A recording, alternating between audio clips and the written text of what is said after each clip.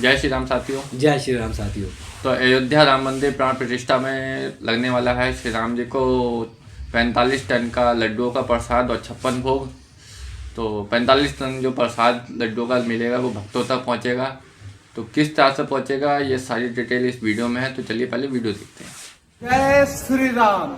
अभी मैं उस जगह पे हूँ जहाँ पे 1111 मन लड्डू बन रहा है और यहीं से लड्डू जो है रामलला के प्राण प्रतिष्ठा में जाएगा और यहीं से लड्डू जो है टिफिन में पैक करके देश के सारे ब्लॉक में, सारे पंचायत में भेजा जाएगा। लगभग 1111 टन लड्डू जो है दिन रात बनाने का प्रयास जो है ये राम भक्तों का है, राम के सेवकों का है। और आप टिफिन देख सकते हैं 3 लाख टिफिन का ऑर्डर किया जा चुका है। और देखिए ये सभी लोग जो है दिन रात काम पे लगे हुए हैं। यहाँ पे देख सकते हैं कि लड्डू जो है दिन रात बनाया जा रहा है। देखिए यहाँ पे, और ये सभी लोग जो है वो कोई मजदूर नहीं है, ये सभी जो है राम भक्त है। यहाँ पे देखिए शुद्ध देसी घी का लड्डू जो है बनाया जा रहा है और पूरे देश में प्राण प्रतिष्ठा के बाद जो है यहीं से लड्डू जो है पहुंचाया जाएगा। ये सभी भक्तगण यहाँ पे लगे हुए हैं। लेकिन इन लोगों के पहले मैं आप लोगों को ये अद्भुत नजारा दिखा देना चाहता हूँ कि जो लड्डू इस देश के सभी भक्तों तक पहुंचाया जाएगा, सभी भक्तों तक। वहां पे देखिए जय श्री राम लड्डू से लिखा हुआ है। और हाँ, अगर 1111 मन लड्डू कम पड़ जाए तो और लड्डू यहाँ पे बनाने का पूरा तैयारी हो चुका है।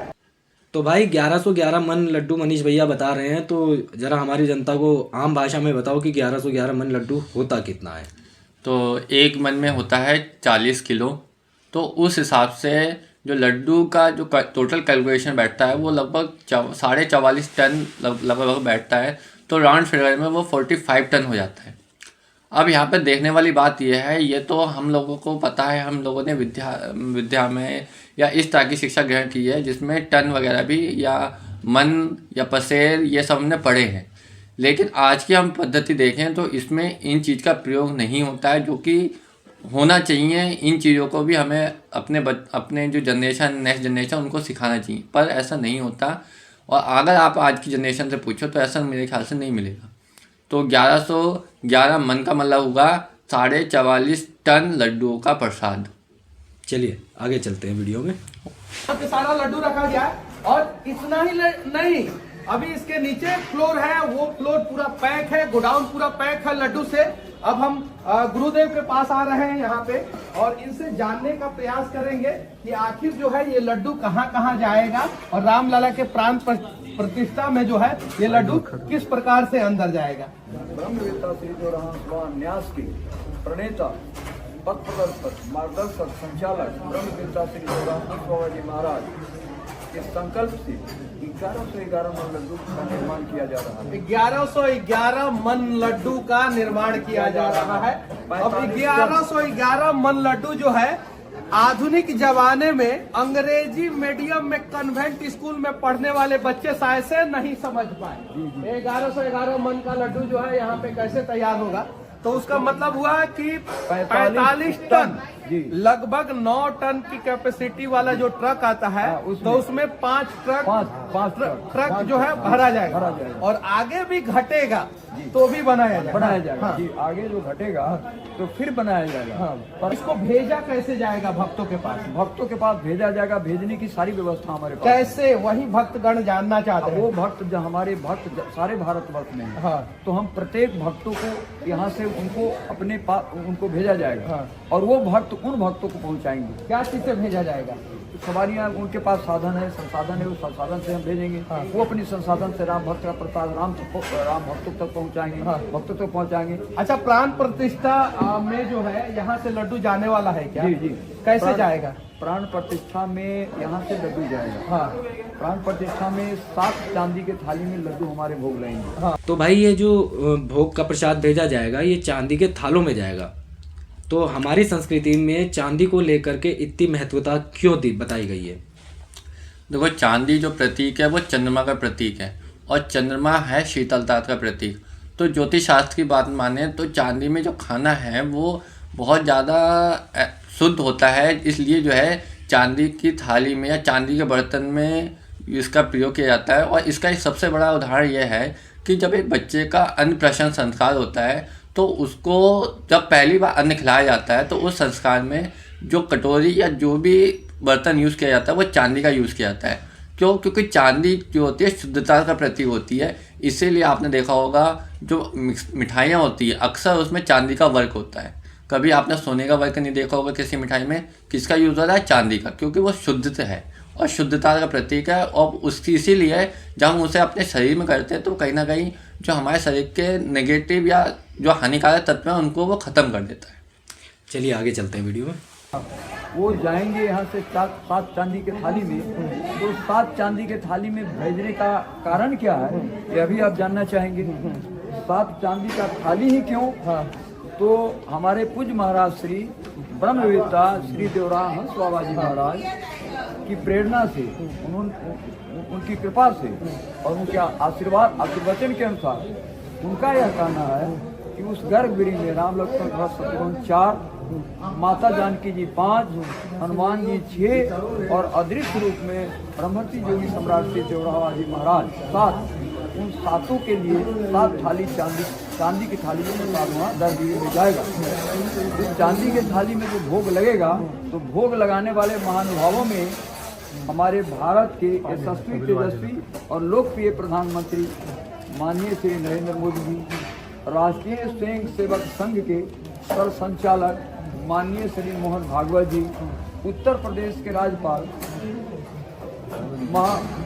आनंदीबेन पटेल जी, उत्तर प्रदेश के मुख्यमंत्री माननीय योगी आदित्यनाथ जी, साथ ही साथ राम जन्मभूमि के मुख्य पुजारी स्वामी सत्येंद्र दास जी महाराज, उसके बाद वर्तमान में अभी राम जन्मभूमि ट्रस्ट क्षेत्र के जो अध्यक्ष हैं श्री नित्य गोपाल दास जी महाराज, ये कितने लोग वहाँ पे विद्वान रहेंगे और उनकी उपस्थिति में उनके द्वारा आश्रम की ओर से ब्रह्मवेत्ता देवराम सभा की ओर से जो लड्डू वहाँ जाएगा उसका भोग लगाने का प्रयास करेंगे और भोग लगेगा।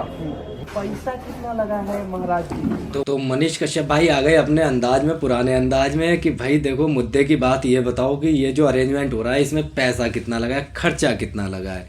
तो मनीष भाई के ये इस अंदाज को तो हम सभी जानते हैं, तो भाई इसके बारे में क्या कहोगे? मनीष भाई की जब अपने अंदाज में आए हैं तो कुछ ना कुछ तो निकाल के लाएंगे ही लाएंगे, और जो लाएंगे वो कम से कम देश हित में तो जरूर होगा, और यहाँ तो कहे तो राम भक्तों के हित में होगा। तो मनीष भैया जब लाए हैं तो हम देखेंगे भी। तो चलिए वीडियो देखते हैं। पैसा तो हम नहीं बता सकते। ऐसा है ना, वो भक्तों के द्वारा कलेक्ट किया गया है। सब भक्त जो है मिलजुल करके पूज्य बाबा श्री की कृपा से ये जितना कार्यक्रम है पूज्य ब्रह्मवेत्ता श्री देवराम हंस बाबा जी की कृपा से हो रहा है। उन्हीं के सब भक्तों ने अपने एकत्र किया है। सरकार का पैसा नहीं ना लगा रहे हैं? नहीं, सरकार का कैसे होगा? जो लोग सवाल खड़े करते हैं उनको ये जवाब है मैं बता कि रहा हूँ। सरकार का पैसा, मंदिर भी जो है भक्तों के पैसा से ही बन रहा है। और यहाँ पे अयोध्या में जो भी काम हो रहा है वो भक्तों के ही पैसा से हो रहा है। भक्त सरकार को चलाता है, ये कुछ अंधभक्तों को सुनना जरूरी है। जो लोग आरोप लगाते हैं, अंधभक्त हम किसको बोल रहे हैं? जो राम को नहीं मानते। जिस दिन उन्हें पता चल जाएगा कि भक्त ही सरकार चलाता है, शायद जो है उनकी अंधभक्ति दूर हो जाएगी और वो भी राम की पूजा करना शुरू करेंगे। हाँ, आज भक्त। अच्छा गुरुदेव एक बात बताइए, ये जो लड्डू है, ये जो प्रसाद है राम जी का, क्या ये प्रसाद उन अंधभक्तों तक भी पहुंचेगा जिनके आंखों पे पट्टी बंधा हुआ है और जो राम के अस्तित्व पे प्रश्न चिन्ह खड़ा कर रहे हैं? उनको प्रेम से, प्यार से हाथ जोड़ के हमारे जो सेवक हैं वो निवेदन करेंगे कि कृपया इस राम की प्रसाद को पाके आप धन्य होइए, प्रसन्न होइए और अपनी बुद्धि को ठीक कीजिए। अच्छा, आप लोग जो है ये सब करने के अलावा जो है हॉस्पिटल भी चलाते हैं, ये बात सही है क्या? देखिए हॉस्पिटल के ऊपर ही तो आप खड़े हैं। यहाँ सारे प्रकार के आयुर्वेदिक एलोपैथिक, अंग्रेजी, तीनों प्रकार के हॉस्पिटल के ग्राउंड फ्लोर, आप फर्स्ट फ्लोर पर ही खड़े हैं। अच्छा, तो का चीज का इलाज होता है यहाँ? सारे बीमारियों की, बगल में दिन बंधु ने चिकित्सालय। अच्छा, किसी को मानसिक बीमारी हो, दिमाग से कमजोर हो, दिमाग से पैदल हो, आंखों पे पट्टी बंधा हो, राम के ऊपर सवाल खड़ा कर रहा हो, तो क्या उसका इलाज जो है आपके अस्पताल में होता है कि नहीं होता है? वो भी यदि अयोध्या आ जाए, तो यहाँ बहुत ऐसे महात्मा ही हमारे ऐसे सिद्ध कोटि के महात्मा हैं जिनके सानिध्य में आने मात्र से उनकी इलाज हो जाएगी। तो मनीष भाई ने खड़े खड़े अंधभक्तों को रेल दिया। तो भाई ये जिन अंधभक्तों की बात कर रहे हैं, उन अंधभक्तों के बारे में तुम्हारा क्या सोचना है? देखो, महाभारत में एक कथा है कि विनाश काले विपरीत बुद्धि, यानी कि जब विनाश काल आता है तो विपरीत बुद्धि काम नहीं करती। तो वैसे ही इन अंधभक्तों का है। जब राम जी के यहाँ स्वयं बुलावा आ रहा है और वो स्वयं बुलावा के आने के बावजूद भी न्योता ठुकरा रहे हैं, तो ऐसे अंधभक्तों के लिए तो शायद विनाश काल ही है। और जो लोग कहते हैं कि बीजेपी को इस राम मंदिर के, भाई एक सवाल, हाँ बीच में टोक रहा हूँ। हाँ, शंकराचार्य जी ने अभी उंगली उठाई है, उन्होंने आने से मना किया है, उन्हें किस गिनती में रखते हो? तो शंकराचार्य जी की जो आपने बात करी है, शंकराचार्य जी का काफ़ी विवाद मैंने सुना है। और मैंने जो सुना है कि महामंडलेश्वर जो शंकराचार्य जी को चुनते हैं, उनमें भी न्यायालय में भी ये कोर्ट पेंडिंग है। और अगर हम कहें आधिकारिक तौर पे जो जिन शंकराचार्य ने जो सवाल उठाए हैं, उनका आधिकारिक रूप से जो है उनको बद्रिकाश्रम का जो है पीठ का शंकराचार्य नहीं माना गया है कोर्ट में। वो अपने आप को शंकराचार्य साबित कर रहे हैं। उनका हो सकता है कुछ राजनीतिक मंशा हो या कुछ और भी हो, हमें खैर इस बारे में नहीं पता, वो ईश्वर जाने। लेकिन जो है फिलहाल के फैक्ट के अनुसार तो यही है।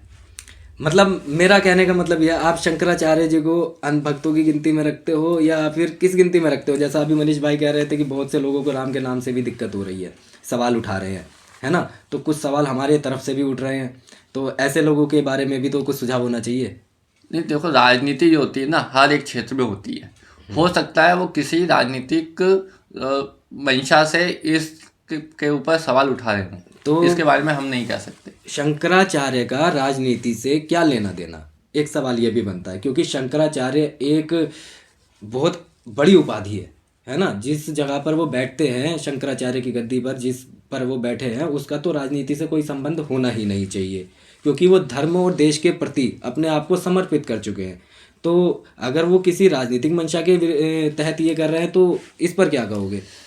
नहीं, होना तो नहीं चाहिए, पर यदि कोई कर रहा हो तो हमें कैसे पता लगेगा कि वो इसीलिए ही कर रहा हो?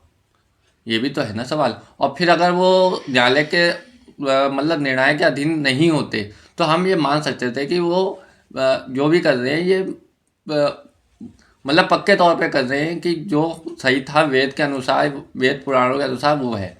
लेकिन जब मामला न्यायालय के विचाराधीन है, तो हम इस चीज़ पे क्वेश्चन हम कह ही नहीं सकते कि वो 100% जो है राजनीति से दूर हों। मेरा एक सवाल और निकल के आया, आपने कहा वेदों के अनुसार, है ना? वेदों पे थोड़ी सी चर्चा करते हैं। महाभारत के युद्ध में श्री कृष्ण ने सूर्य को अस्त होने से रोक दिया था, है ना?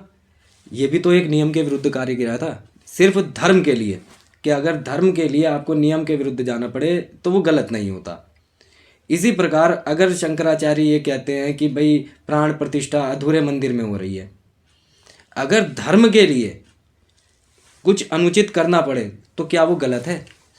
बिल्कुल गलत नहीं है। लेकिन मैं पहले ये एक बात, जैसे हमारे यहाँ है कि भाई वाद विवाद से ही जो है समस्या का हल होता है। अगर कोई ऐसी समस्या है तो जिन लोगों ने मुहूर्त निकाला है, जिन लोगों ने ये तारीख दिया है कि भाई आप जो है प्राण प्रतिष्ठा करो और इस तारीख को करो, उनसे आप वाद विवाद कर सकते हो और खुले तौर पे करते हो। आप तो आजकल तो टेक्नोलॉजी इतनी ज़्यादा है, आप अपने आश्रम में बैठो, अगला अपने मठ में बैठेगा और आप ऑनलाइन भी कर सकते हो, आपको कहीं जाने की ज़रूरत भी नहीं। लेकिन होगा तभी जब आप वाद विवाद करो। भाई एक सवाल और निकल के आता है कि वाद विवाद क्यों? भाई वाद विवाद वो करे जिसने राम मंदिर के लिए कंट्रीब्यूट किया हो। आप समझिएगा मेरी बात को। कार सेवकों ने गोलियां खाई, लाठियां खाई, घर से गायब रहे, केस हुए उनके ऊपर, जमीनें बिक गई, सर से छतें चली गई, बच्चों का पता नहीं रहा, परिवार खत्म हो गए, नदियों के अंदर, सरयू नदियों के अंदर उनकी लाशें निकली, उस समय किसी शंकराचार्य ने मंदिर को लेकर के आवाज़ क्यों नहीं उठाई, वहाँ पर कंट्रीब्यूट क्यों नहीं किया? और जब वहाँ पर कंट्रीब्यूट क्यों नहीं किया उन्होंने, जब उन्हें धर्म की राह पर लोगों को उत्साहित करना चाहिए था, खुद भी चलना चाहिए था, वहाँ पर वो नहीं चलते हैं। तो आज वाद विवाद का क्या मतलब बनता है? वाद विवाद उससे किया जाए ना जिसने कभी कंट्रीब्यूट किया हो। अगर आपने कंट्रीब्यूट ही नहीं किया तो आप वाद विवाद के तो काबिल ही नहीं है मेरे हिसाब से। तो वाद विवाद किस बात का? देखो, नहीं होना चाहिए था अब, लेकिन पहले तो शंकराचार्य को इन चीज़ में प्रश्न ही नहीं उठाना चाहिए था। जब आपने कोई आपका कंट्रीब्यूट स्पष्ट तौर पे नहीं है तो आपको इस चीज़ पे क्वेश्चन नहीं उठाना चाहिए। जिन लोगों ने करा है, कार सेवक है या कुछ भी राजनीतिक दल है, मैं ये नहीं कह रहा हूँ कि बीजेपी का भी इसमें योगदान नहीं है, उन्होंने अपनी मैनिफेस्टो में शामिल किया है तो कहीं ना कहीं उसका भी कहीं ना कहीं इम्पैक्ट रहा होगा, ऐसा तो है नहीं। तो जिन भी लोगों ने इसमें योगदान दिया है, खास विशेष का कार सेवकों ने, मैं यहाँ पे विशेष का कार सेवक इसलिए बोल रहा हूँ क्योंकि उन्होंने जिस तरह की परिस्थितियाँ झेली होंगी उसकी हम कल्पना भी नहीं कर सकते। कितने परिवार ऐसे होंगे, मैं एक उदाहरण दे रहा हूँ कि आपने वो दो नवयुवकों के बारे में सुना है जिनके 2 ही बच्चे थे और दोनों जो है कार सेवक में मारे गए थे। अब सोचो उन पेरेंट्स के ऊपर क्या बीती गई होगी, उन माँ बाप की ज़िंदगी किस तरह से बीती होगी, ये हम शायद कल्पना भी नहीं कर सकते। तो वाद विवाद जो खड़ा कर रहे हैं शंकराचार्य, उनका खड़ा करने का सवाल भी नहीं होता मेरे ख्याल से। गरुड़ पुराण में एक बात कही गई है कि अगर कोई धर्म के कार्य में विपदा उत्पन्न करता है ना, या बाधा उत्पन्न करता है, तो वो जो है वो पाप का भागी होता है। तो अगर शंकराचार्य इसमें किसी भी प्रकार की कोई बाधा उत्पन्न करने की चेष्टा करते हैं तो फिर तो वो पाप की श्रेणी में आता है ना। फिर वो शंकराचार्य कैसे रह जाते हैं? एक सवाल ये भी उठता है। देखो, बोलने को बहुत कुछ है, सवाल उठाने को बहुत कुछ है, आप सुनते रहेंगे, हम बोलते रहेंगे, इसका अंत नहीं है। लेकिन हम ये चाहते हैं कि ये सब जानकारी आपको मिले सेकेंड एपिसोड में। तो आज का सेगमेंट यहीं पे ख़त्म करते हैं। उम्मीद करते हैं आप सबको अच्छा लगा होगा। अच्छा लगा हो तो लाइक कमेंट शेयर कर देना। कोई सवाल हो तो कमेंट सेक्शन में डाल देना। आप सभी को फिर से राम मंदिर प्राण प्रतिष्ठा की बहुत बहुत शुभकामनाएं। हम दोनों की तरफ से आप सभी को जय जय श्री राम। जय श्री राम।